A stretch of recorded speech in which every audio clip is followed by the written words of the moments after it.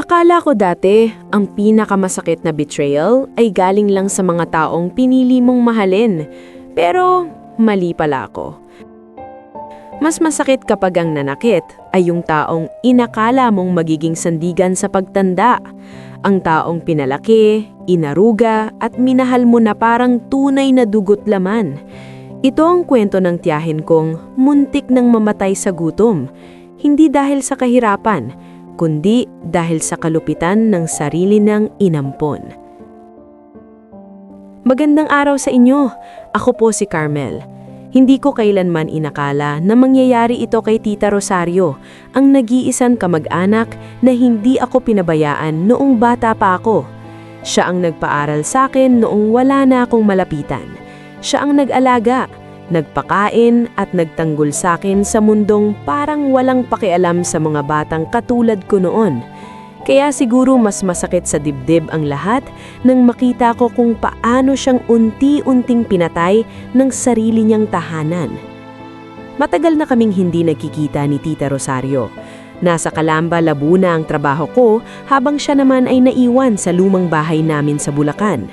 Paminsan-minsan lang kaming mag-usap sa phone at kadalasan siya pa ang nauunang munamusta kahit ako ang mas bata. Lagi niyang sinasabi, "Okay lang ako, nak. Kaya ko pa." Hanggang isang gabi, may tumawag sa akin, isang kapitbahay niya. Nanginginig ang boses. "Ate, pasensya na po kung istorbo pero parang hindi na po okay ang kalagayan ni Tita Rosario niyo. Ilang araw na po siyang hindi lumalabas." Hindi na ako nag-isip pa. Kinaumagahan, nag-file agad ako ng leave at bumiyahe pa uwi ng Bulacan. Pagdating ko sa tapat ng bahay, bago ko pa man buksan ang pinto, may sumalubong na agad sa ilong ko. Hindi sobrang baho, pero yung amoy na alam mong may mali. Maasim, panis, nakakasulasok, amoy ng kapabayaan. Pagbukas ko ng pinto, parang gumuho ang mundo ko. Nakita ko si Tita Rosario na nakaupo sa malamig at maruming sahig. Walang upuan, walang unan, nanginginig ang buong katawan, maputla at halos hindi makatayo. Para siyang multong iniwan ng mundo. "Diyos ko! Tita, bakit nandyan ka sa sahig?" Halos pabulong kong nasabi habang nilalapitan siya. Pagtingin niya sa akin, parang batang nakakita ng tagapagligtas. Agad niya akong yinakap ng mahigpit, para bang matagal na siyang may kinikimkim na takot na hindi niya masabi kahit kanino.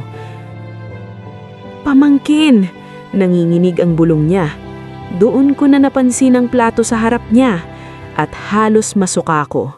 Ang kanin ay may amag, ang ulam ay halatang ilang araw ng luma, may mantika na naninikit at kulay na hindi mo na maintindihan. Ang plato, marumi, gasgas, parang hindi hinugasan, parang kainan ng aso. "Tita, ano yan?" Tanong ko, pilit pinipigilan ng galit at awa. Napayuko siya, hindi niya ako matingnan. "Ibinigay ni Celia, yung inampon ko," mahinang sabi niya. Sabi niya, bawal magsayang ng pagkain, kailangan ko raw ikain kung ano ang mayroon.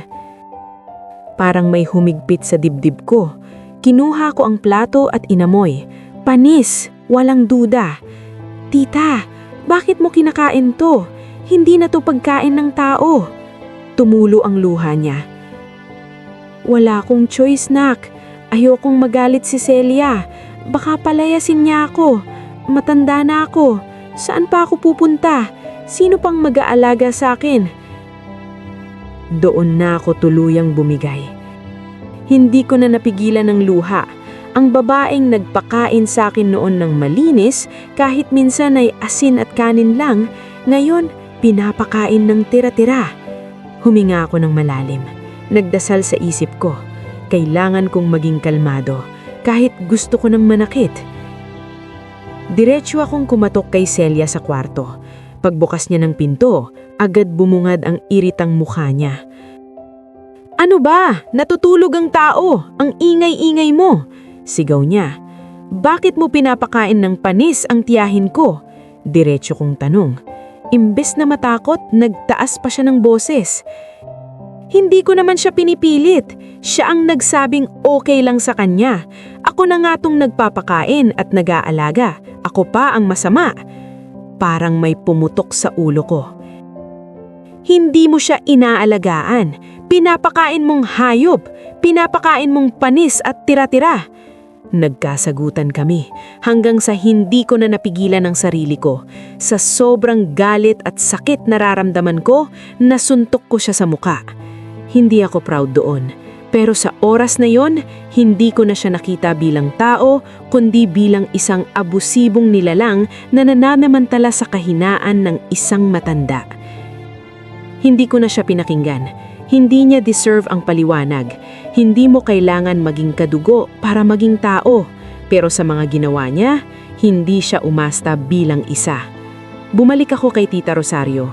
Inalalay siyang tumayo at dahan-dahang naming linisan ang bahay. Sa akin ka natitira, tita, sabi ko habang hinahaplos ang likod niya. Hindi ka na babalik sa pag-aalaga ng impakta na yan. Simula ngayon, ako na ang bahala sa'yo. Paglabas namin, mahigpit niyang hinawakan ang braso ko. Hindi mo naman kailangang gawin to. Pabigat na ako. Wala na akong silbi.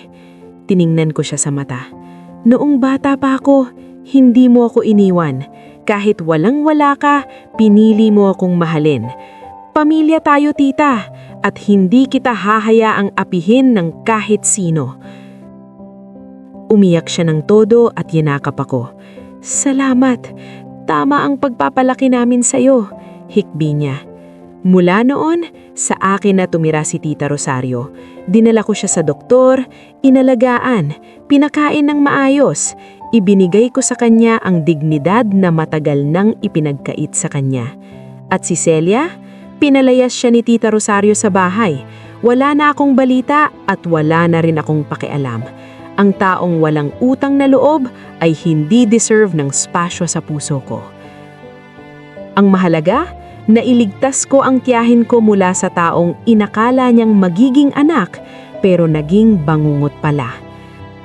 At hanggang ngayon, araw-araw kong pinangangako, hinding-hindi ko na siya hahayaang saktan, gutumin o apihin ng kahit na sino.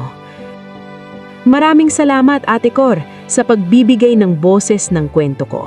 Sana magsilbi itong paalala na hindi lahat ng ngiti ay pagmamahal at hindi lahat ng tinatawag na pamilya ay marunong magpakatao.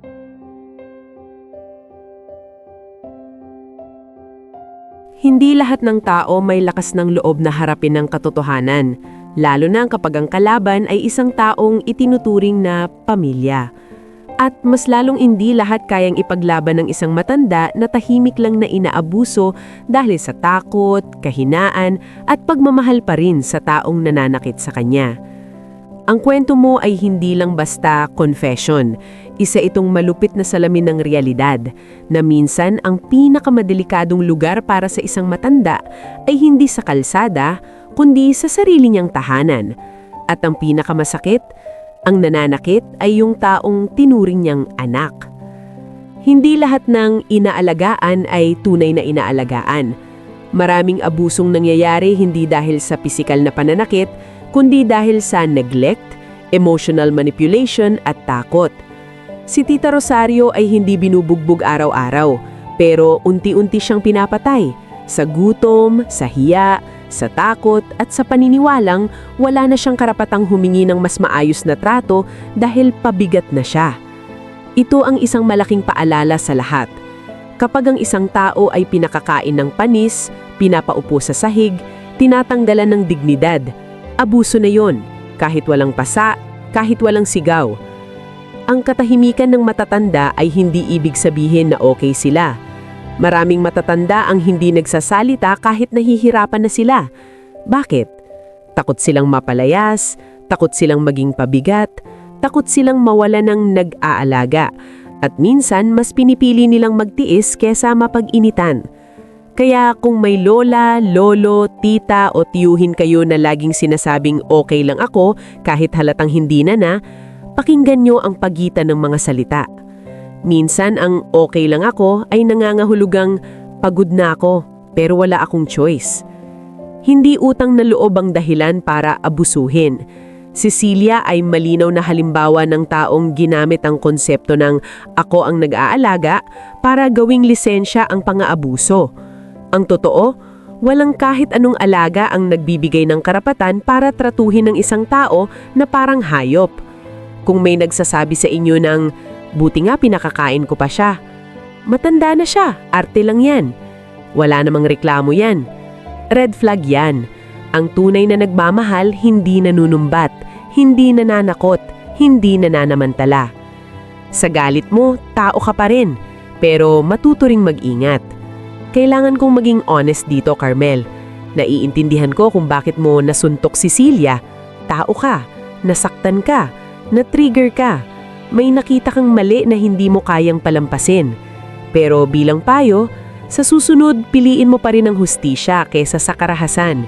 Hindi dahil mali ang naramdaman mo, kundi dahil may mas malalalim pang consequences ang pisikal na pananakit, lalo na sa legal na aspeto. Minsan, ang tunay na tapang ay hindi yung nananakit, kundi yung kayang kontrolin ang sarili habang ipinaglalaban ng tama. Ang ginawa mo kay Tita Rosario ay hindi lang pagtulong, pagbawi iyon ng dignidad. Hindi mo lang siya niligtas, ibinigay mo pabalik ang pagiging tao niya. Dinala mo siya sa doktor, pinakain mo siya ng maayos, pinatulog mo siya sa kama, at higit sa lahat, pinaramdam mo na mahalaga pa rin siya. Ito ang klase ng pagmamahal na hindi maingay, pero nakakabuhay. Hindi lahat ng ampon ay masama, pero hindi rin lahat ng tinulungan ay marunong tumanaw ng utang na loob. Importante itong linawin. Hindi kasalanan ng pag-ampon ang nangyari. Ang kasalanan ay ang kawalan ng konsensya. May mga taong binibigyan mo na ng lahat, pero pipiliin aring abusuhin ka kapag alam nilang wala kang kalaban-laban. At masakit man itong tanggapin, minsan kailangan nating tanggapin na hindi lahat ng tinulungan mo ay may butihing puso. Putulin ang koneksyon sa taong toxic, kahit pa pamilya. Tama ang desisyon nyo na palayasin si Cecilia. Ang dugo, apelyido o papel ay hindi sapat para manatili ang isang tao sa buhay mo kung puro sakit at peligro lang ang dala niya. Hindi pagiging masama ang paglayo. Minsan, self-respect lang talaga. Para sa mga makakabasa nito, huwag niyong hintaying huli na ang lahat. Kung may napapansin kayo na biglang pumapayat ang isang matanda, laging tahimik, takot o iwas makipag-usap, hindi pinapahawakan ng cellphone, hindi pinapalabas ng bahay, mantanong, kumilos, makialam. Mas mabuti ng mapagkamalang pakialamera kesa magsisi sa huli. Carmel, ang kwento mo ay patunay na may natitira pang malasakit sa mundong tila manhid na. Hindi ka perpekto, hindi rin malinis ang lahat ng naging desisyon mo, pero malinaw, pinili mo ang tama. At para kay Tita Rosario, hindi ka pabigat, hindi ka walang silbi. Ang halaga ng isang tao ay hindi nasusukat sa lakas ng katawan, kundi sa bakas ng pagmamahal na iniwan niya sa buhay ng iba. Salamat sa pagbabahagi ng kwento mo. Sana magsilbi itong babala, aral at lakas ng loob sa iba. Dahil ang tunay na pamilya hindi nananakit, nagtatanggol.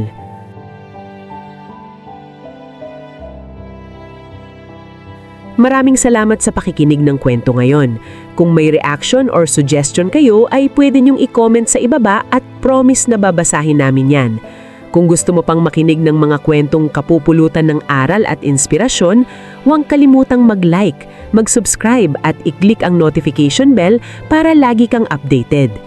Kung may kwento naman kayo na gusto nyong ibahagi at mapakinggan dito sa page, mag-email lang sa mangalihimnakwento@gmail.com. Hanggang sa susunod na kwento, paalam at ingat palagi.